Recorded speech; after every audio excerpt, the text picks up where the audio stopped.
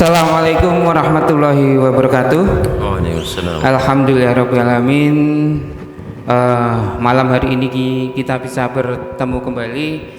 Puji syukur senantiasa kita panjatkan kehadirat Allah Subhanahu wa taala, karena atas limpahan rahmat dan hidayahnya kita masih bisa bertemu dan bertatap muka pada kesempatan malam hari ini. Bapak Ibu jamaah kajian Ar-Rahmah yang dirahmati Allah Subhanahu wa taala, seperti biasa malam hari ini kajian rutin malam Jumat namun dikemas secara berbeda. Di hadapan kita sudah hadir seseorang yang sudah tidak asing lagi bagi kita semua, seorang ustadz muda, dai muda yang setiap malam Jumat insya Allah menjumpai kita semua. Beliau adalah Ustadz Fadil Ahmad. Assalamualaikum Ustadz. Beliau Ustadz muda yang setiap Jumat mungkin kita ketemu, tapi mungkin dari masing-masing kita belum tahu kira-kira Ustadz Fadil ini umurnya berapa, kelahiran tahun berapa. Bapak Ibu ada yang tahu enggak? Ada hadiahnya ini, yang tahu kelahiran tahun berapa? Hah? Berapa Pak? Umurnya 40? Salah kayaknya. Salah ya Pak tadi? Enggak salah. Tahun kelahirannya ada yang tahu? Belum ya? Beliau masih sangat muda sekali ternyata. Saya juga kaget cari-cari datanya Ustadz. Wih, ya Allah itu. Masih sangat muda. Kelahiran tahun 1990. Pinten Pak? 4. Betul ya Pak? Salah. Wah, datanya rak valid berarti ini. Tentu data di mana ya? Berapa Pak? Saya 1989. Loh, 89. 90. Barangkali ada yang sama, Bang. 19-nya sama. Masih sangat muda sekali. Kelahiran 1989. Berarti 34. umurnya baru 34 tahun. Tapi kalau Hijriah lebih, Mas. Gitu. Hijriah lebih. Hijriah mungkin udah 35 mungkin. Karena Ramadan. Ya, patut kita bangga nggih, kita mempunyai salah satu ustadz yang masih sangat muda. Bapak Ibu sekalian jamaah kajian Ar-Rahmah, malam hari ini kita mengambil tema yaitu meluruskan penyimpangan pandangan masyarakat kita tentang bulan Muharram atau bulan Syuro. Namun sebelum kita masuk ke materi, saya ingin biar Bapak Ibu sekalian, saya juga Ustadz Fadil tidak ngantuk, kita ice breaking sebentar nggih. Kita itu kajian Ar-Rahmah punya satu tagline yang luar biasa, yang setiap hari kita lihat lambang Ar-Rahmah di belakang kita itu ada motonya. Motonya itu Ar-Rahmah menjadi rahmat bagi umat. Untuk itu saya minta tolong pada Bapak Ibu sekalian jamaah, kalau saya bilang Ar-Rahmah nanti dijawab menjadi rahmat bagi umat, gitu nggih. Biar tidak ngantuk, kita cek sound dulu. Ar-Rahmah. Wah, menjadi rahmat bagi umat. Ibu-ibu suaranya kok enggak kedengeran, Bu? Ada orangnya enggak itu? Penuh nggih. Nah, Bu, di anu nggih, menjadi rahmat bagi umat, ngoten nggih. Ar-Rahmah. Nah, sekali lagi kurang kompak, yang sisi kiri saya ini masih angop, belum ngantuk, belum menjawab. Menjadi rahmat bagi umat ya. Diingat-ingat satu kali lagi. Ar-Rahmah menjadi rahmat bagi semua umat. Lumayan, alhamdulillahirabbil alamin, biar kita tidak ngantuk. Baik, langsung kita ke materi. Bicara soal bulan Muharram atau bulan Syuro ini memang ini ya, banyak masyarakat kita yang salah persepsi mungkin nggih. Atau karena kurangnya pengetahuan sehingga mereka banyak sekali kegiatan-kegiatan yang seharusnya bulan Muharram ini menjadi salah satu bulan yang dimuliakan oleh Allah, justru menjadi bulan degradasi akidah gitu. Namun untuk Muharram tahun ini itu ada yang berbeda, Tat. Jadi ini bulan Muharram, bulan Syuro tahun ini bulan yang sangat ditunggu-tunggu oleh kaum emak-emak terutama, kaum ibu-ibu. Leres mboten, Bu? Kenapa? Karena dengan datangnya bulan Muharram itu menandai berakhirnya Harkonas, Hari Kondangan Nasional. Nah, Hari kondangan nasional itu berakhir dengan datangnya bulan Muharram biasanya toh. Iya. Benar. Saya kira di sini juga bapak-bapak masih ada yang punya simpanan undangan ya. Tapi alhamdulillah kalau semakin banyak undangan, hajatan atau apapun berarti semakin banyak teman, semakin banyak silaturahmi. Terutama kalau nanti sudah selesai datang bulan Muharram, insya Allah uang belanja aman, dompet bapak-bapak juga aman gitu. Insya Allah ya.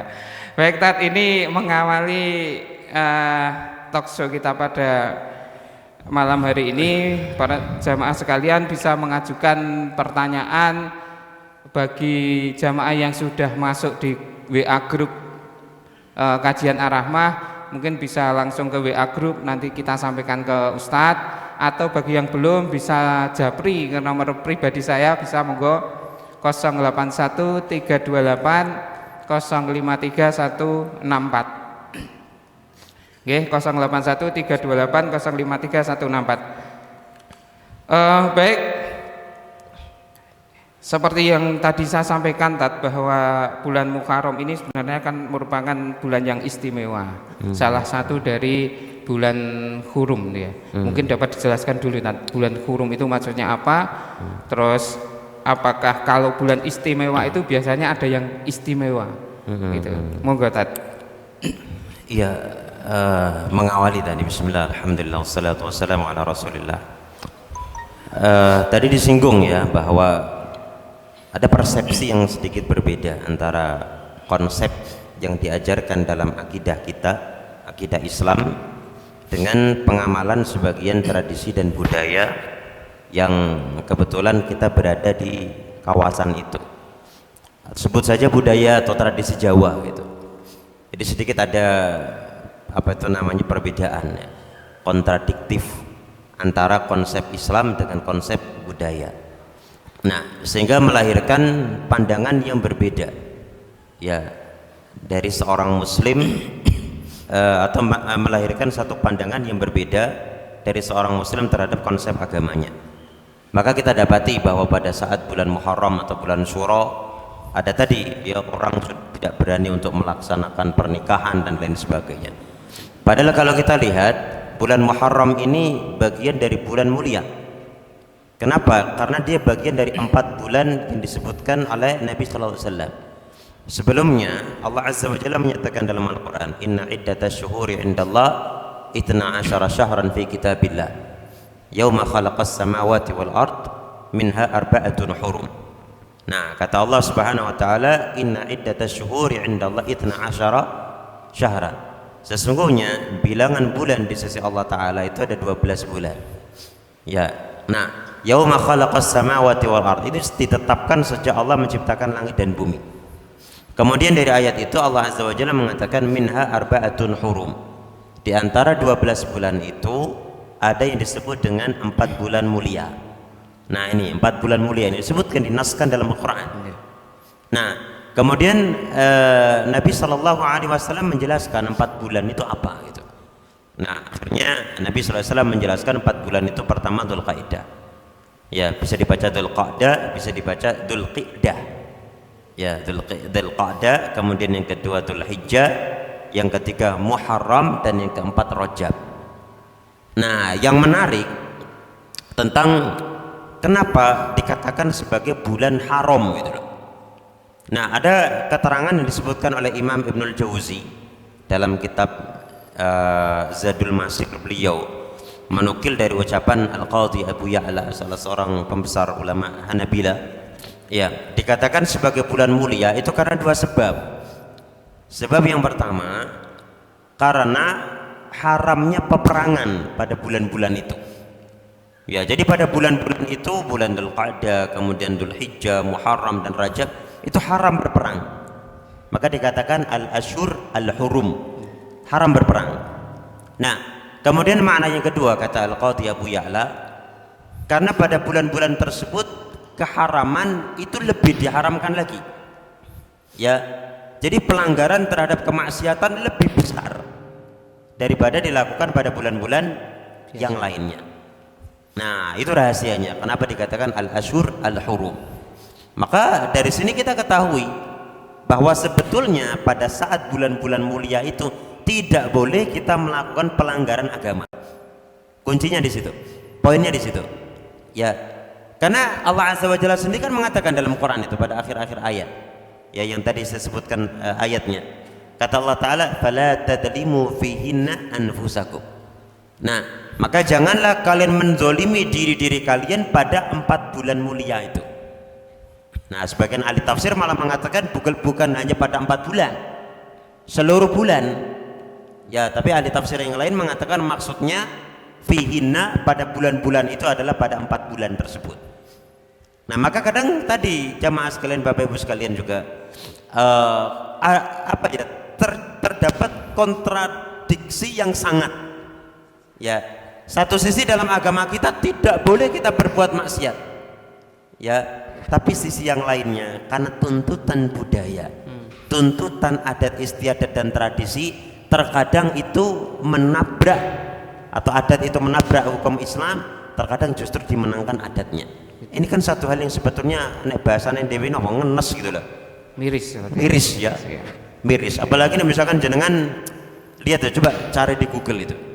Ya, ritual atau tradisi suro lah macam-macam. Apalagi nek sing seneng nonton film biyen malam satu suro ngeri niku. Berarti ya, intinya itu bulan Kurum, bulan yang istimewa. Ketika pahala di situ pun dilipat gandakan, maka dosa pun di situ dilipat gandakan. Betul, atau gimana? Ya, gitu ya, betul. Jadi konsepnya begini, Mas. Konsepnya begini. Setiap tempat dan setiap waktu yang di situ amal kebajikan dilipat gandakan, maka otomatis perbuatan dosa juga dilipat gandakan. Nah, cuman yang menarik begini, amal kebaikan itu dilipat gandakan itu kata ulama dari sisi kaifiyah wa al-kamiyah. Apa itu kaifiyah wal kamiyah? Jadi kualitas dan kuantitas. Nah, kalau kebaikan ya, kebaikan kuantitasnya dilipatkan. Al-hasanat bi asri amsalihah. Satu kebaikan dilipatkan jadi 10. Ya kan? Nah, ketika itu waktu-waktu yang mulia atau tempat-tempat yang mulia dia melakukan satu kebaikan, nah ini kebaikan ini betul-betul dilipat gandakan. Dia melakukan satu tapi ditulis lebih daripada itu. Nah, itu namanya dilipat gandakan dari sisi kamiyah alias apa tadi? Kuantitas. Nah, juga dilipat gandakan dari sisi kaifiyah, yakni kualitasnya. Maksudnya pahalanya ditambah. Nah, adapun dosa yang dilipatkan adalah kaifiyahnya, bukan kamiyahnya. Ya, kualitasnya bukan kuantitasnya. Artinya dosa yang kita lakukan misalkan ya, semoga tidak pada saat bulan-bulan haram, ya bulan-bulan mulia tadi, tetap satu dosa dipandang satu dosa. Cuman nanti hukumannya dilipat gandakan. Kalau kebaikan enggak cuman hukumannya, memang itu juga dilipat gandakan. Sholat satu kali dilipatkan jadi 10, jadi 20, jadi 30, terserah Allah Ta'ala. Dan nanti pahalanya juga dilipatkan. Seperti itu konsepnya demikian. Subhanallah ya. Jadi kalau kita berbuat baik, berbuat sesuatu yang baik di bulan istimewa ini, bukan hanya pahala yang dilipat gandakan ya, tapi kuantitas jumlahnya. Misal kita berinfak satu kali itu dianggap berpuluh atau beribu-ribu kali dengan pahala yang dilipat gandakan. Sedangkan ketika kita berbuat dosa hanya hukumannya yang dilipat gandakan, sedangkan jumlah perbuatannya tidak dilipat gandakan. Subhanallah, itu termasuk salah satu kemurahan dari Allah Subhanahu wa taala untuk bayangkan kita Mas, kalau apa kamiyahnya ya tadi, kuantitas dosa juga dilipat gandakan. Iya, nanti hukumannya adalah nambah terus kan. Berarti kalau satu-satu impas. Iya, gitu kan. Makanya ini rahmat Allah. Rahmat Allah. Konsepnya demikian. Baik, Tat, ini sudah ada pertanyaan masuk di tempat kami. Saya bacakan saja nggih. Assalamualaikum Ustaz. Saya mau bertanya mengenai bulan Syuro. Di lingkungan tempat saya tinggal masih sering rutin diadakan acara kenduri atau selamatan pada malam 1 Syuro. Ini fokusnya malam 1 Syuro, Tat. di jalan atau di mana lah tempatnya. Kemudian dalam ini saya merasa tidak sepaham dengan hal tersebut. Namun dalam hubungan bertetangga saya malah jadi perbincangan bahwa saya itu tidak mau bertetangga atau kumpul-kumpul dengan masyarakat karena tidak sebab dengan hal itu. Sikap untuk menyikapinya gimana Tat? Karena terus bagaimana istilahnya hukum selamatan pada malam 1 Syuro tersebut. Nah itu yang dipertanyakan. Karena memang bulan Syuro ini meskipun sama-sama bulan Kurum berbeda kayaknya rasanya dengan bulan yang lain lebih mistis kayaknya. Iya. Baik, ini menarik ini. Bulan Syuro lebih mistis daripada bulan yang lain.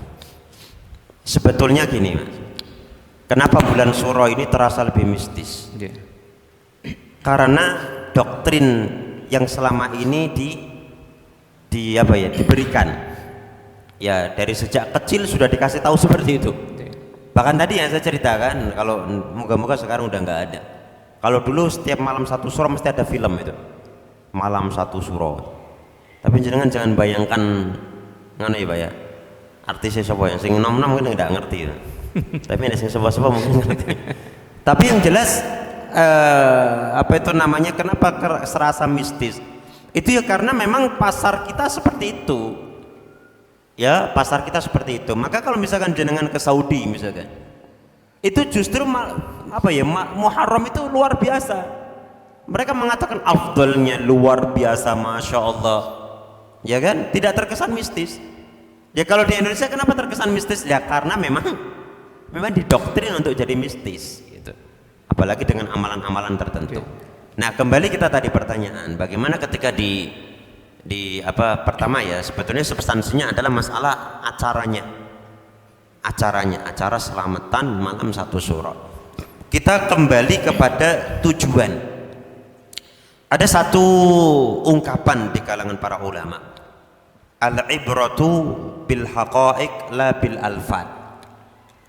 Yang kita lihat itu adalah maknanya, hakikatnya, bukan namanya. Mau dikasih nama apapun satu acara terserah, tapi yang penting adalah hakikatnya apa gitu ya. Hakikatnya apa? Orang misalkan mau ngasih nama ini sedekah. Oh kita nggak lihat nama Mas, tapi kita lihat hakikatnya. Nah maka kita lihat sebetulnya acara itu yang melatar belakangi apa ya, yang melatar belakangi apa. Karena sebagian orang kan menganggap bahwa ini budaya, adat ya, kemudian nanti berdalil Islam tidak bertentangan dengan adat. Oke, Islam tidak bertentangan dengan adat, tapi ada satu konsep yang harus diperhatikan. Islam tidak menentang adat selagi adat itu tidak bertentangan dengan Islam. Ya, ada satu ungkapan yang dikemukakan di kalangan para ulama, diistilahkan dengan al-adatu muhakkamah. Adat itu bisa dipakai. Nah, ini masyhur ini ya. Jadi kadang orang bilang, oh, Mbak, ini kan adat, Islam tidak anti adat. Dasarnya apa?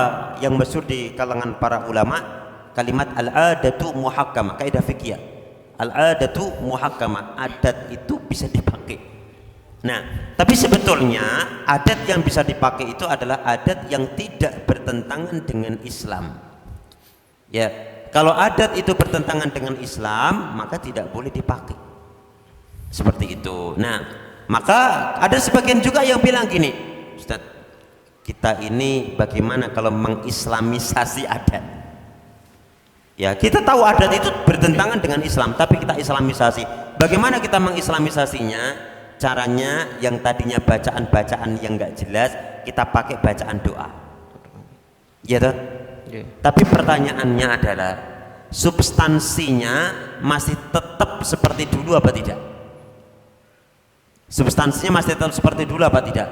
Ya, sebagian orang masih meyakini itu harus dilakukan acara itu. Kalau tidak akan celaka. Dari mana Anda tahu itu akan celaka? Berarti intinya apa?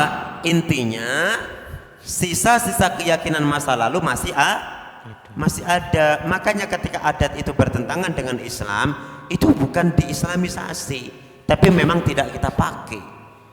Seperti itu, gitu ya. Baik, maka kita kembali, acara itu yang melatar belakangi apa.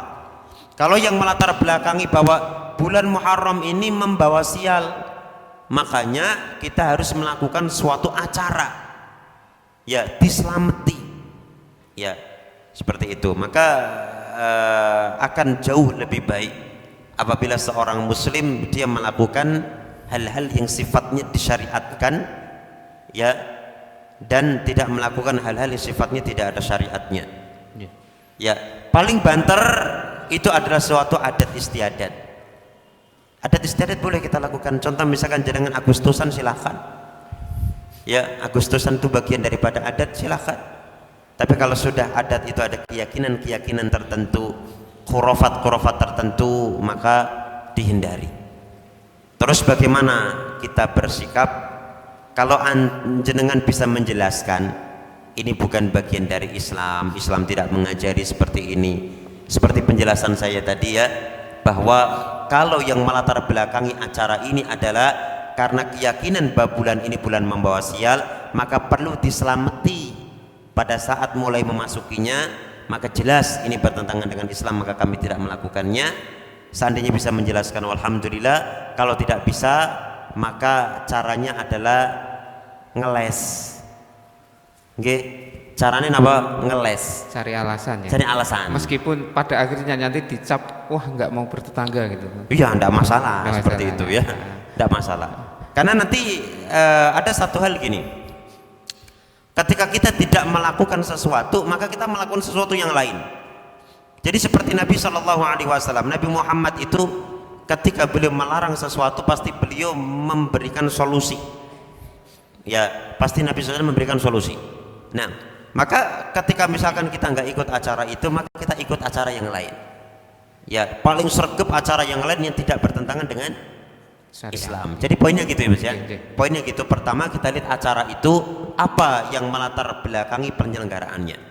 Kalau yang melatar belakangi sekedar adat murni, sebetulnya tidak ada problem. Kalau sekedar adat murni, ya. Tapi kalau ada keyakinan di balik itu semuanya, seperti misalkan ini bulan membawa sial loh, setiap malamnya harus kita lakukan acara tertentu agar supaya nanti satu bulan itu selamat, maka ini namanya keyakinan khurafat dan kita tidak memakainya. Gitu. Allah. Berarti intinya selama kita harus tahu dulu asal muasal yang melatar belakangi acara itu apa, gitu ya. Iya. Kalau memang ada satu keyakinan atau satu keyakinan yang menjadi dasar bahwa acara itu diadakan karena entah itu membahas sial atau dan lain sebagainya, itu tidak diperkenankan. Tapi kalau sekedar ini, sekedar karena bulan Muharram adalah tahun baru Islam, kan? Iya. Kita merayakan tahun baru Islam. Nah, untuk menyambut tahun baru Islam tidak ada tendensi apapun dengan keyakinan itu, apakah itu boleh, Tan? Itu tadi pertanyaan dari Pak Abdul Ghafur Penaruban, nggih. Matur nuwun Pak Abdul Ghafur. Nah, itu gimana? Baik, masihkah kita boleh ikut gitu? Ya, jadi berarti ini temanya sudah beda. Merayakan tahun baru Islam. Pertama begini, Mas, sejarah tahun baru Islam itu apa? Saya ingin cerita sedikit. Jadi waktu itu umat Islam tidak memiliki angka tahun. Yang perlu diperhatikan, tidak punya angka tahun. Tapi kalau bulan-bulan itu sudah masyhur, karena 12 bulan itu memang sejak awal 12 bulan. Berikut dengan nama-namanya itu. Cuman nama Muharram ini yang berbeda. Dulu disebut dengan Safar Awal, bulan Safar yang pertama. Nah, suatu ketika, kalau nggak salah Gubernur Amr bin As, ya, suatu ketika beliau ini mengeluhkan kepada Amirul Mukminin Umar bin Khattab. Ada surat yang sampai kepada beliau. Nah, surat itu tidak ada angka tahunnya, tertulis Sya'ban, ya, tertulis bulan Sya'ban. Tapi kata Amr bin As, wala nadri, ya, dan kami tidak mengetahui Sya'ban ini apakah tahun ini atau tahun kemarin. Nah, akhirnya Gubernur Amr bin As itu minta kepada pemerintah pusat, dalam hal ini Khalifah Umar bin Khattab, untuk membuat kalender Islam, ya. Nah, kalender Islam ini dipakai untuk administrasi negara dan juga dijadikan acuan masyarakat kaum muslimin waktu itu. Nah, akhirnya disepakatilah membuat kalender berdasarkan hijrahnya Rasulullah. maka disebut dengan tahun apa? Atau kalender apa? Hijriah. Nah, kemudian bulan yang pertama kali ditetapkan adalah bulan Muharram. Bulan Muharram. Nah, pertanyaannya adalah ketika tahun kedua, tahun ketiga, tahun keempat, tahun kelima, setiap tahun apakah Sayyidina Umar bin Khattab mengadakan perayaan tertentu apa tidak? Pertanyaannya kan itu. Ya, apakah Umar bin Khattab mengadakan perayaan tertentu apa tidak? Apakah Utsman mengadakan perayaan tertentu untuk menyambut tahun baru yang kemarin ditetapkan oleh Umar apa tidak? Apakah Ali demikian pula apa tidak? Ternyata kenyataannya tidak. Ya, jadi mereka menganggap biasa tahun itu berjalan sebagaimana hari-hari biasa berjalan, sebagaimana pekanan biasa berjalan, sebagaimana bulanan biasa berjalan. Ya, tapi kalau seandainya 1 tahun kita gunakan untuk muhasabah, maka tentu tidak ada masalah. Ya, karena muhasabah atau menilai diri sendiri apakah kita sudah baik atau belum, itu harian disyariatkan, ya, pekanan disyariatkan, bulanan disyariatkan, tahunan disyariatkan. Ya, seperti apa yang disampaikan Syekh Abu Bakar Jabil Al-Jazairi rahimahullah, beliau menyarankan ya agar supaya seorang muslim setiap mau tidur muhasabah. Ya, muhasabah itu ngitung-ngitung baik buruk saya. Ya, mau sholat apa ora, ya kan? Tadi itu berbuat buruk atau berbuat baik. Nah, ini setiap harinya muhasabah. Nanti setiap pekannya muhasabah, setiap bulannya muhasabah, setiap tahun muhasabah. No problem, tidak ada masalah. Tapi kalau ada misalkan, wah ini perayaan tahun baru, saya kira kalau kita seandainya mengikuti bagaimana generasi sahabat, tabi'in memperlakukan itu dengan sewajarnya, maka ini tentu lebih bagus, tentu lebih bagus, gitu ya. Wallahu a'lam. Itu bisa intinya untuk kita menyambut tahun baru Hijriah atau 1 Muharram itu lebih baik kita bermuhasabah diri. Ya, lebih baik kita gunakan untuk muhasabah. Ditambah dengan melakukan amalan-amalan yang disunahkan mungkin gitu ya. Ya, intinya apa itu namanya, pada bulan atau pergantian tahun tersebut dianggap satu hal yang ya, biasa. Okay. Biasa. Tidak ada misalkan satu hal yang lebih. Ya, kalau sekedar ucapan-ucapan saya tidak ada masalah ya, ucapan-ucapan seperti itu untuk mengingatkan, tadzkir ya. Karena kalau tidak ada seperti itu ya nanti orang nggak tahu ya. Apalagi di masyarakat kita kan tidak dipakai itu. Berarti bisa disimpulkan tidak perlu diadakan acara-acara khusus untuk tidak itu. Perlu. Ya. Ya. Baik, untuk perlu. Selanjutnya ini pertanyaan dari Bapak M. Fakih Abdul Latif. Untuk di bulan Muharram ini, karena ini bulan istimewa, adakah ibadah-ibadah yang dianjurkan di bulan Muharram ini, yang lebih dianjurkan mungkin tepatnya? Iya, sebelumnya saya ingin nyambung tadi pertanyaan tentang ini, kalau pergantian tahun atau tahun baru Islam diminta biasa-biasa saja. Alasannya apa? Alasannya karena para sahabat menganggap biasa-biasa saja. Tidak ternukil dari mereka mengistimewakan pergantian itu, gitu ya. Kecuali kalau kita gunakan untuk muhasabah, jadi menilai diri kita sendiri. Nah, kenapa itu kita harus biasa-biasa saja sementara Masehi kok dirayakan? Masehi lebih tidak dirayakan. Masehi lebih tidak dirayakan. Kenapa? Karena kalau Masehi itu justru ada apa ya istilahnya, identitas khusus dari agama selain Islam. Ya, karena kalender Masehi itu sangat identik dengan kalender Nasrani. Ya, maka mau perpindahan tahun baru Masehi atau tahun baru Islam, semestinya seorang muslim itu biasa-biasa saja. Gitu ya. Kemudian tadi apa Mas? Amalan ya? Ada amalan ibadah khusus enggak yang dianjurkan di bulan Muharram ini? Baik. Nabi sallallahu alaihi wasallam mengatakan afdhalus siyami ba'da Ramadan syahrullahil Muharram. Ya, puasa yang paling afdal setelah puasa Ramadan adalah puasa di bulan Allah, bulan Muharram. Ya, makanya amalan khusus yang sangat ditekankan pada bulan Muharram adalah puasa, mempuasai sebagian besarnya. Makanya ulama mengatakan begini, orang yang mempuasai sebagian besar bulan bulan Muharram lebih baik daripada yang mempuasai kurang daripada itu. Ya, ada orang misalkan puasa di bulan Muharram 25 hari. Ya, kemudian ada yang puasa 10 hari. Afdal mana? 25 hari. Ya, seperti itu. Jadi amalan khususnya adalah puasa. Kemudian amalan umum adalah semua amalan saleh. Kenapa? Karena dia bagian daripada bulan-bulan haram, dan kita sudah singgung tadi bahwa bulan-bulan haram atau bulan-bulan mulia disunnahkan untuk menjalankan amalan-amalan saleh karena pahalanya dilipat gandakan, kemudian kuantitasnya juga dilipat gandakan, seperti itu. Terus ada tanggal khusus enggak Ustadz untuk puasa itu? Biasanya kita kan di masyarakat yang beredar itu kan ada tanggal khusus puasa suro gitu gitu. Puasa suro. Ya. Baik, ini agak menarik ya, puasa suro. Sekarang gini. Puasa suro itu kan tanggal 10 ya. Iya. Saya ingin tanya Mas, kalau bubur suro itu tanggal berapa Mas? Waduh, saya enggak pernah buat. Enggak pernah, yang pernah buat ya? Bubur suro tanggal berapa?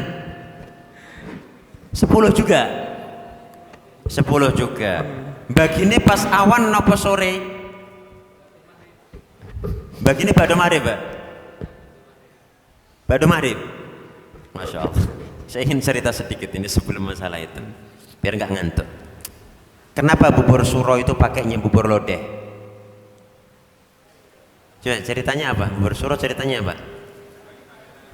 Kenapa Pak? Nabi Nuh. Baik. Zaman Nabi Nuh sudah ada gori ya. Adanya air buah Nabi Nuh. Baik, pertama ini biar nggak ngantuk saja, biar nggak ngantuk. Puasa yang disunnahkan adalah puasa Asyura. Puasa Asyura. Nah, Nabi Shallallahu Alaihi Wasallam melakukan puasa Asyura tanggal 10. Suatu saat ada yang berkata kepada Nabi, wahai Nabi, hadal yaum ya yaum yu'azzimuhu al-yahud. Hari ini adalah hari yang diagungkan oleh orang Yahudi. Ya, diagungkan oleh orang Yahudi. Ya, nah, kenapa orang Yahudi mengagungkan tanggal 10 Suro, jemaah? Jadi Suro itu dari kata Asyura. Ya, Asyura itu artinya 10. Ashrun, ya? Ashrun 10, Asyratun, kan? Asyura tanggal yang ke-10. Nah, kenapa orang Yahudi mengagungkan hari Asyura tanggal 10 Muharram? Karena pada saat itu Allah Ta'ala selamatkan Nabi Musa. Ini kisah menarik jemaah. Allah selamatkan Nabi Musa dari kejaran Fir'aun. Iso-iso nih bulan Syura ini bulan membawa sial gitu. Lah kan ini sudah beda konsep. Ya. Nah, kemudian Nabi SAW ketika disampaikan seperti itu, Nabi mengatakan apabila datang tahun depan, ya sumna at-tasi', maka kita akan puasa tanggal 9. Ternyata Nabi SAW tahun depannya itu wafat, tidak menangi tanggal 9. Nah, akhirnya para ulama rahimahumullah mereka menjelaskan, lah bagaimana ini praktek Nabi tanggal 10. Ya, praktek Nabi tanggal 10. Nah, kemudian Nabi mengatakan tahun depan puasanya tanggal 9. Nah, di sini seperti ucapan sebagian ulama, seperti Imam Ibnu Qayyim rahimahullah. Imam Ibnu Qayyim rahimahullah menyatakan bahwa tingkatan afdaliyah puasa Asyura ada 3. Ya. Yang pertama adalah mempuasai tanggal 10, 9, 10, 11. 9, 10, 11. Ya, kata Ibnu Qayyim. Nah, kemudian tingkatan yang kedua tanggal 9, 10. Ya, dan tingkatan yang ketiga tanggal 10 saja. Nah, kalau orang mengatakan gimana kalau puasanya tanggal 9, kata Imam Ibnu Qayyim bahwa ini ya karena dia tak faham terhadap dalil. Dia tidak memahami dalil. Ini pendapat nyeleneh namanya. Ya. Kenapa? Karena yang afdal adalah 3, 9, 10, 11. Ya. Kalau tidak 3 ini 2 saja, 9, 10. Kalau tidak 10 saja. Maka jangan ditinggalkan semuanya. Karena namanya orang puasa itu kadang ada kondisi-kondisi tertentu yang dia tidak betah, Mas. Ya, aku nek tolong dino ki wetenge mules. Ya, Mas. Wetenge mules, ana mae kambu, ana apa gitu. Samu mate. Iya. Nah, itu seperti itu, ya. Nah, ada juga tanggal 11 ini kenapa juga dipuasai? Ya, karena ada sebagian ini, tanggal 11 kan dalilnya kan tidak kuat. Ya, kalau logikanya Imam Ahmad, seingat saya agak sedikit berbeda. Ya, ini seperti kehati-hatian kalau salah penetapan. Kehati-hatian kalau salah penetapan. Satu contoh, misal, ternyata pas menetapkan tanggal 1 Muharram keliru. Ya kan? Keliru. Ya. Akhirnya ternyata tanggal 10 yang dia yakini sebetulnya masih tanggal 9. Ya. Ketika dia mempuasai tanggal 11 pasti kena tanggal berapa? 10. Gitu. Nah, ini apalagi kalau kadang itu kalau di Indonesia ya. Beda itu. Oke. Coba, beda. Ini agak menarik ini, Tat. Moga-moga tahun ini tidak ada perbedaan 1 Muharram, Tat ya. Kalau 1 Muharram tidak pernah beda ya. Tidak pernah beda. Tidak beda. Nah, yang beda ini ya tidak pernah beda. Ini apa tuh namanya? Kehati-hatian dari Imam Ahmad. Walaupun tentu seseorang itu beramal berdasarkan keyakinan ya. Seperti misalkan kemarin pas Arafah itu. Nah, kalau dia berkeyakinan itu tanggal itu dia puasa Arafah, ya itu keyakinan dia. Ya, itu keyakinan dia. Ya, yang lain misalkan puasanya ya itu keyakinan yang lain itu. Jadi tetap kita memegang apa yang kita yakini. Jadi jangan bingung. Ya, jadi jangan bingung. Apa yang kita yakini itu yang kita amalkan. Oke. Ini sekaligus menjawab pertanyaan dari Ibu Nur Mujiatin tentang kapan puasa Suro atau puasa bulan Muharram. Yaitu ya. Tadi ada 3 tingkatan, 9, 10, 11 atau 9, 10 atau 10 saja nih tadi. Ya, itu penjelasan Imam Al-Qayyim kalau nggak salah dalam Madarijus Salikin kalau nggak salah. Berarti atau Zadul Ma'ad. Dari 3 hari itu jangan sampai 11-nya tok ya. Iya, kalau 11 tangannya mana? Baik, Tat. Ini kemudian kalau di masyarakat kita itu kan banyak beredar adat-adat yang biasa dilakukan di bulan Muharram. Terutama banyak keyakinan bahwa di bulan Muharram itu jarang yang melakukan istilahnya apa ya? Itu apakah acara pernikahan atau khitanan atau hajatan yang lain. Ya. Saya pernah dengar itu gini, Tet. Jadi kenapa mereka melakukan itu? Karena di bulan Muharram itu kan banyak terjadi peristiwa-peristiwa bersejarah. Salah satunya adalah peristiwa Karbala, Nah, itu. Mereka beralasan beranggapan bahwa lawang ahli bait saja sedang bersedih karena peristiwa Karbala itu, kok kita bersenang-senang di bulan Muharram. Itu gimana, Saudara? Subhanallah. Jadi jangan sampai ada bibit-bibit Syiah masuk. Jangan sampai ada bibit-bibit Syiah masuk. Karena dalam mensikapi Asyura, orang-orang Syiah terlalu bersedih. Sementara orang Nawasib, pembenci Ahlul Bait, sangat bergembira.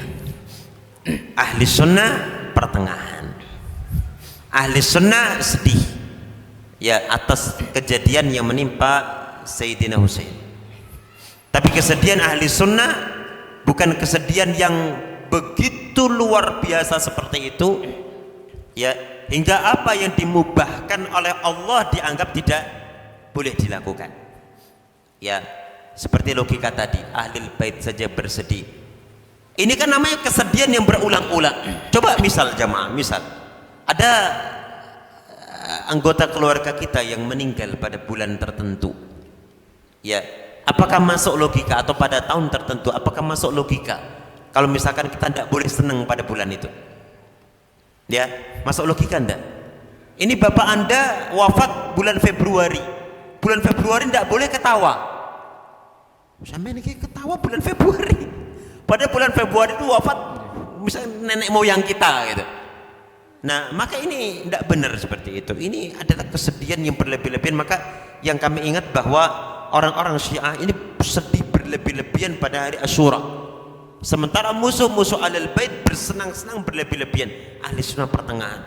Apa yang Allah halalkan maka dilakukan di waktu itu. Ya barangkali alasannya seperti itu Mas, tapi ada alasan yang lain juga. Ya yang tadi dikatakan bahwa wah ini membawa itu. Nah, kata Ibnu Mas'ud walakin Allah yudhibu bitawakkul, tapi Allah taala menghilangkannya dengan tawakal. Makanya ada doa yang diajarkan oleh Nabi sallallahu alaihi wasallam. Nah, khusus terkait orang meyakini ada bulan membawa sial, itu ada satu hadis yang lebih lengkap. Kata Nabi sallallahu alaihi wasallam, la adwa wala hamata wala tiarata wala safar. Ya, kata Nabi la adwa, tidak ada adwa. Adwa itu penyakit yang menular dengan sendirinya. Ya, jadi konsep yang disampaikan Nabi, dan ini adalah kebenaran mutlak, ya, bahwa tidak ada penyakit yang menular dengan sendirinya. Ya, penyakit ada yang menular, ada yang tidak, Mas. Ada yang menular, ada yang tidak. Ya, kalau tidak menular, ya tidak menular. Ya, adapun penyakit yang menular, dia tidak akan menular kecuali dengan izin Allah. Artinya apa? Penyakit yang menular ini pun, sekalipun namanya penyakit menular, kalau Allah tidak izinkan menular kepada orang lain, tidak akan menular. Seperti itu, ya kan? Ya. Makanya dulu katanya ada orang corona, tidak semua orang dengan corona itu ketularan, ya toh? Itu ada orang katanya corona, kemudian ternyata yang rawat anaknya ketularan, ada yang nggak ketularan. Itu konsepnya. Jadi tidak mesti ketular. Kalau tidak memang penyakit tidak menular, Kalau penyakit itu menular, tidak mesti menular, kecuali dengan izin Allah. Kalau Allah menghendaki tertular, orang akan tertular. Tapi tetap kalau itu penyakit menular, kita diarahkan oleh Nabi untuk tidak mendekatinya. Makanya Nabi mengatakan apa? Larilah dari orang yang terkena penyakit lepra, firaraka minal asad, sebagaimana kamu lari dari macan, gitu ya. Jadi jangan mentang-mentang konsepnya nek Allah tidak berkehendak saya tertular, nggak akan tertular, kemudian dia nyedaki orang, gitu ya. Ajaran kita nantang itu loh. Kemudian Nabi mengatakan wala hama itu burung hantu. Ya, orang zaman dahulu berkeyakinan kalau ada burung hantu nanti ada orang mau meninggal saudaranya. Nah, Nabi mengatakan enggak ada hama, enggak. Itu Nabi katakan seperti itu 1400 tahun yang lalu. Wala tiarata, tidak ada tatayur, wala safar, tidak ada safar. Apa safar? Safar itu maksudnya bulan Safar. Ya, ada pernyataan dalam kitab I'anatul Mustafid, syarah kitab Tauhid. Ya, kata penulisnya dikatakan bahwa orang-orang jahiliyah dulu itu la yusafirun, tidak berani plesir pada bulan Safar. Bulan Safar ini bulan kedua.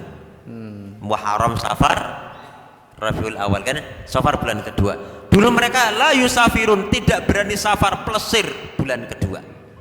Ya, wala yutajirun, tidak berani dagang keluar kota pada bulan kedua. Ya, wala yatazawajun, tidak berani nikah. Mas, ini poinnya. Gak wani nikah pada bulan kedua zaman jahiliyah. Nabi Muhammad SAW mengatakan apa? Wala safar, bulan Safar tidak membawa sial. Artinya apa? Anda yang berkeyakinan bahwa kalau Safar bulan Safar itu membawa sial, ya, berdagang bulan Safar membawa sial, menikah bulan Safar membawa sial, itu Nabi SAW apa? Membatalkan. Nabi mengingkari hal itu. Lah kok saiki ana wong Islam lokasi ning Jawa dipindah dudu bulan Safar tapi bulan Suro diganti bulan Suro sing membawa sial. Iki kira-kira tepat napa mboten tepat? Engko darane anti budaya. Subhanallah. Berarti intinya gini, Pak. Bapak-bapak, bulan Muharram itu bulan istimewa. Jenengan kalau mau menggelar hajatan di bulan Muharram tidak ada permasalahan apa-apa ya, Tat ya? Tidak ada permasalahan. Justru kalau jenengan menggelar hajatan di bulan Suro itu tidak ada saingannya. Betul. Cari tempat gampang, cari catering gampang, yang surah cari pasangan gitu ya. Tempatnya gampang, cateringnya gampang, cari pembawa acara gampang. Dan insya Allah kalau bapak-bapak mau menggelar hajatan di bulan Suro itu termasuk salah satu jihad ya, Tat. Jihad memberikan edukasi ke masyarakat bahwa bulan Suro itu tidak seperti yang mereka bayangkan. Nyatanya nikah di bulan Iya. Syuro juga langgeng, sakinah mawaddah warahmah, seperti itu mungkin ya saja. Iya, coba ini dicoba aja ini, meh suronan jenengan nikah bulan itu. Insya Allah kalau saingannya ndak banyak juga rodok lumayan nanti Pak. Iya, Nah, betul. lumayan opone wis sembuh gitu ya. Ya, jadi itu nganu Mas, apa sebetulnya kabar gembira ya buat kita ya. Jadi kan gini, kadang kita itu dihadapkan pada dua hal Mas. Nggih. Keyakinan nenek moyang dengan keyakinan yang diajarkan oleh Islam. Nggih. Gitu. Nah, akhirnya kita disuruh memilih. Kadang-kadang orang bilang, "Lah kita wong Jawa aja kelangan Jawane." Gitu. Wong Jawa aja kelangan Jawane. Padahal tadi kalau kok adat atau tradisi jelas bertentangan dengan Islam, kita tidak bisa pakai. Ya. Dan keyakinan yang tidak ada dasarnya dalam Islam namanya khurafat. Ya, namanya khurafat. Jadi termasuk ini kategori khurafat. Ya. Nah, terus kalau ada orang, "Oh, saya tetap tidak berani. Karena ini kok kelihatannya serem." Nah, itu adalah tipu daya dari syaitan. Ya. Akidah-akidah yang tidak didasarkan dalam Islam. Maka saya sering ketika membahas persoalan ini, kita sampaikan begini, apakah bulan Syuro membawa sial itu masuk akal? Masuk akal apa tidak kira-kira? Tidak sama sekali. Tidak masuk akal. Bulan yang menandai masuknya bulan sama. Bulan yang menandai masuknya bulan Dzulqa'dah, ya bulannya ya itu. Yang menandai bulan Dzulhijjah, ya bulannya ya itu. Sing menandai bulan Muharram, bulannya ya itu. Kok iso darani Sial. sial? Nah, kalau akal tidak masuk, barangkali syariat masuk. Coba ada ndak dalil yang mengatakan bulan Syuro itu membawa sial? Ternyata ndak ada. Mau digolekin kitab apa enggak ada. Ya, hadis Nabi yang mengatakan seperti itu ndak ada. Ya, justru yang ada kisah-kisah penyelamatan orang-orang saleh. Ya kan? Nabi Musa alaihissalam diselamatkan dari tentara Fir'aun, kejaran tentara Fir'aun pada saat Asyura bulan Muharram. Nabi Ibrahim. Ya, Nabi Ibrahim.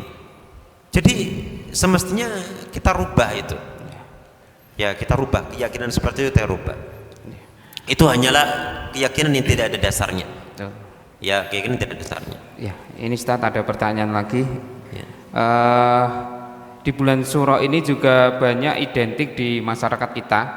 Ada acara santunan anak yatim, Ustaz. Apakah itu memang ada sejarahnya atau memang ada anjurannya gitu? Banyak yang mereka ingin menyantuni anak yatim membuat acaranya di bulan Muharram atau bulan Syuro. Itu ya.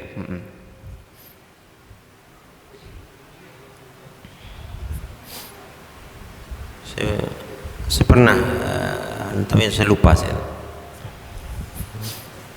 Nanti kita lihat aja, saya lupa saya itu pembahasannya. Berarti di pending jawabannya Pak? Ya, pending aja. Tapi intinya kalau yang namanya menyantuni anak yatim itu Iya, setiap saat bisa Ustaz ya. Iya. Nah. Karena persoalan agama itu kita tidak bisa kalau ragu menjawab itu Mas. Sesat kabeh. Ya. Atau Nanti mungkin ini tanyakan ke ingin yang mengambil keistimewaannya di bulan Muharram mungkin atau Ya, gimana? seandainya dia motivasinya seperti itu tentu itu bagus ya. Tapi kalau misalkan dia memiliki keyakinan-keyakinan tertentu, ya tentu harus ada dasarnya. Ya, kita tidak sedang menghukumi boleh apa tidaknya, ya mengkhususkan tadi menyantuni anak yatim pada Asyura, saya tidak sedang menghukumi. Tapi seandainya orang menjadikan itu sebagai munasabah, ya karena ini bulan yang bagus, itu tentu suatu hal yang tidak masalah. Wallahu a'lam. Baik, hadirin sekalian jamaah kajian Ar-Rahmah, mungkin ada pertanyaan lagi, langsung bisa monggo, tidak harus lewat saya. Ada yang mau ditanyakan? Ya. Bapak Ibu?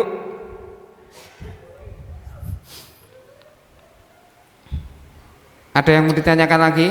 Atau sudah jelas? Harapan kita nanti setelah kajian pada malam hari ini, kita sudah mempunyai suatu mindset atau pola pikir yang jauh berubah ya. Insya Allah teman-teman di kajian ini, insya Allah kalau saya yakin mindsetnya sudah tidak seperti yang dulu-dulu, tapi tentunya alangkah lebih baiknya kalau kita bisa memberikan satu pencerahan, satu edukasi kepada entah itu saudara kita, tetangga kita yang masih mempunyai pemahaman yang keliru tentang bulan Muharram. Entah itu bulan Muharram dianggap bulan sial, tidak boleh menggelar hajatan dan lain-lain. Selesai dari kajian ini kita sudah mempunyai satu pemahaman untuk bisa memberikan edukasi kepada mereka bahwa kalau mau menggelar hajatan silahkan, karena bulan Muharram sama dengan bulan lain tapi memang ada keistimewaan yang diberikan oleh Allah Subhanahu wa taala. Gitu ya Tat ya kira-kira. Dan apa itu namanya, seperti tadi yang kita sampaikan bahwa pada bulan ini ketaatan dilipat gandakan, ya kemaksiatan juga dosanya dilipat gandakan hukumannya. Ya maka sebisa mungkin kita jangan melanggar lah hal-hal yang sifatnya bertentangan dengan Islam. Ya entah itu berupa kesyirikan, ya lebih-lebih parah lagi, masa bulan Muharram malah kesyirikan. Ya. Tapi memang identiknya kan itu Tat. Jadi perbuatan-perbuatan yang mungkin menjerumus ke penurunan akidah, klenik-klenik, entah itu ada yang istilahnya memandikan pusaka dan lain sebagainya itu Tat. Nah itu kadang yang kita miris itu Mas, yang kita miris itu ya ada apa perbuatan-perbuatan syirik yang berbalut budaya. Ya karena seperti tadi kadang kita membaca misalkan ada acara ini, tujuannya apa acara ini? Tujuannya diadakan agar supaya lepas daripada kesialan misalnya. Nah ini pertanyaannya adalah dia minta ke siapa, dia berharap ke siapa? Kan acara itu atau ritual itu tidak disyariatkan dalam agama kita. Ya pertanyaannya ketika dia mengadakan ritual itu dengan harapan selamat di bulan Syuro, itu dia berharapnya kepada siapa? Wong agama kita tidak mensyariatkan seperti itu. Itu kan menjadi problem. Kalau ritual-ritual yang itu ritual budaya Tat, yang memang budaya tidak ada kaitannya dengan yang lain, apakah bisa dilaksanakan atau gimana? Kalau itu adat ya, adat kemudian tidak bertentangan dengan Islam, tidak ada unsur kesyirikan, tidak ada unsur kemaksiatan, kemudian tidak diyakini bagian daripada ibadah, maka tidak ada masalah. Gitu loh. Jadi adat itu masih bisa dilakukan. Satu contoh misalkan pada saat Agustusan orang lomba makan kerupuk, ya orang lomba makan kerupuk itu adat. Ya itu adat, ya silakan seperti itu. Tapi untuk hal-hal di bulan Muharram ini memang sulit Tat, memberikan itu yang adat atau niatnya. Nah itu karena cara kita gimana ya, itu? jadi kadang gini Mas, kalau pas bulan Muharram ini kadang kita bisa ambil satu sampel ya, satu sampel dan barangkali satu kesimpulan bahwa tidak ada yang murni adat, tidak ada yang murni adat. Hampir semuanya diiringi dengan keyakinan-keyakinan tertentu. Ya satu contoh misalkan kalau kita ke Jateng bagian sana itu malam-malam ada binatang yang diarak, kemudian teletongnya diambil, berkeyakinan teletongnya membawa keberkahan. Apakah itu kita mengatakan adat? Tidak, itu ada kaitannya dengan keyakinan-keyakinan di luar Islam. Ya ini namanya apa? Tabarruk, ngalap berkah pada teletong. Ya, pertanyaannya apa ada dalil teletong itu membawa keberkahan?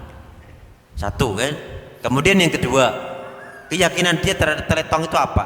Kalau keyakinan dia ini menjadi sebab keberkahan, maka ini syirik asghar, syirik kecil.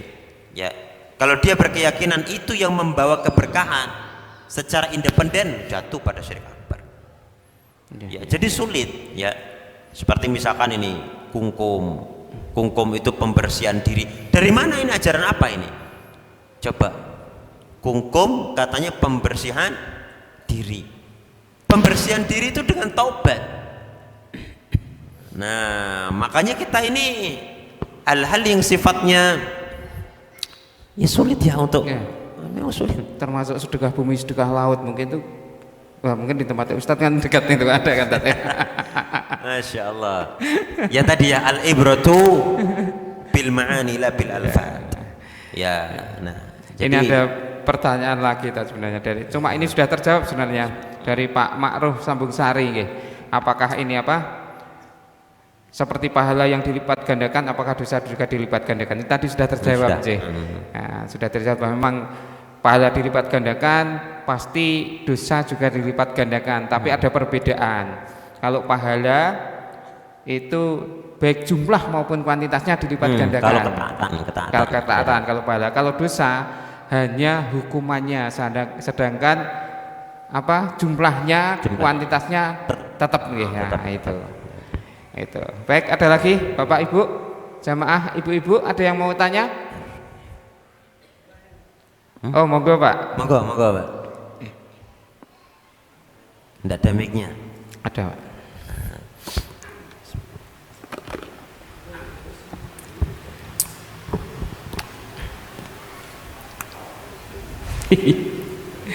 Awas.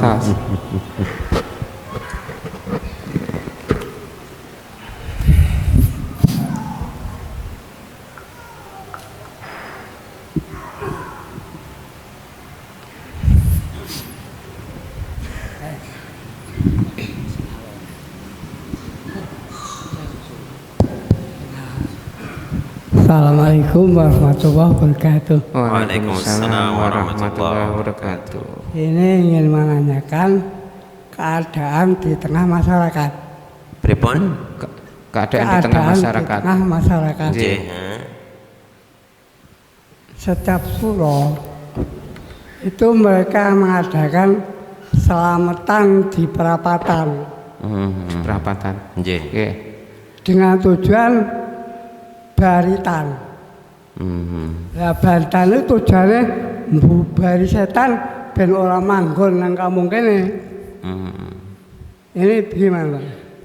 Dan ini sudah menjadi kebiasaan baritan itu. Iya. Terima kasih. Oke. Seperti Baik. pertanyaan pertama tadi Iya, seperti pertanyaan pertama. Okay. Jadi begini Pak,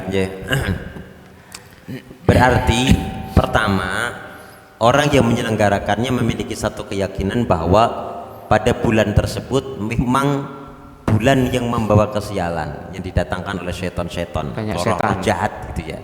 Nah, kemudian bagaimana caranya agar supaya kesialan itu tidak menimpa warga desa? Akhirnya mereka mengadakan acara. Nah, acara yang disebut selamatan itu. Nah, barangkali zaman dahulu ya, acara itu dikemas dengan apa itu namanya bacaan-bacaan yang tidak jelas. Maka hukumnya jelas. Itu tidak boleh. Kemudian pada saat datang Islam, sebagian orang zaman dahulu itu mengadakan semacam perombakan, Pak. Akhirnya acara tersebut bukan diisi dengan bacaan-bacaan yang tidak jelas, tapi diisi dengan doa-doa. Ya, hal ini dianggap oleh sebagian orang sudah cukup.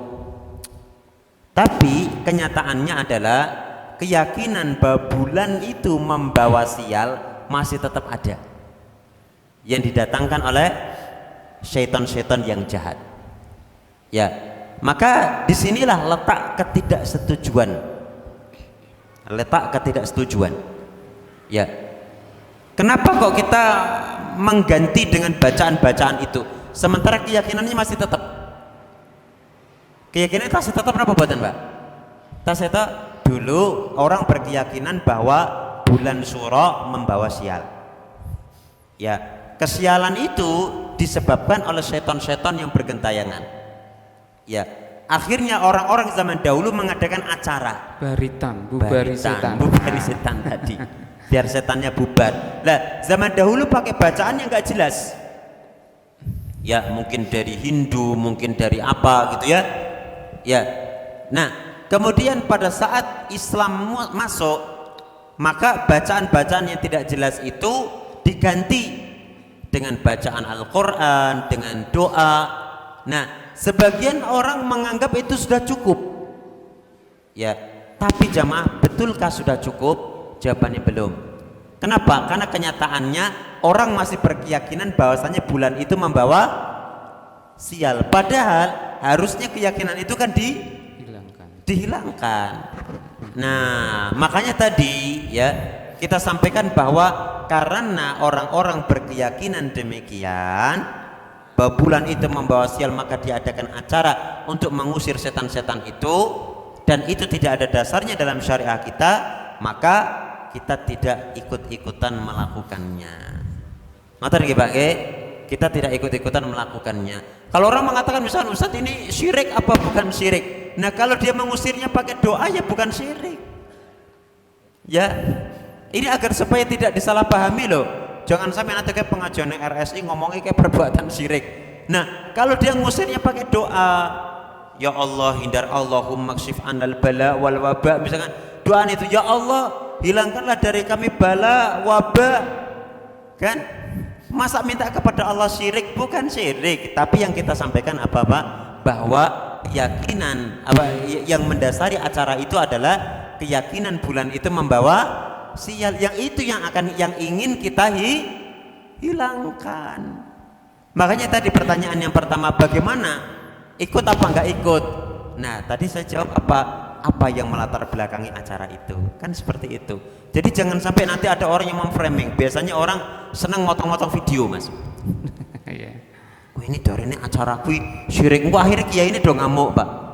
Kiai dong ngamuk, dong ini dari ini syirik. Padahal kita tidak pernah mengatakan apa syirik, enggak. Wong minta ke Allah perlindungan kok syirik. Cuman yang kita ingin usahakan adalah agar kaum muslimin tidak punya keyakinan bulan Syuro membawa sial, karena acara itu dilaksanakan berangkat dari keyakinan bahwa bulan Syuro membawa sial. Kita ingin hilangkan keyakinan itu.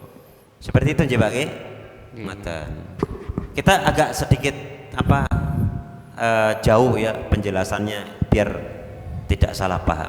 Nanti dijawab boleh, enggak boleh.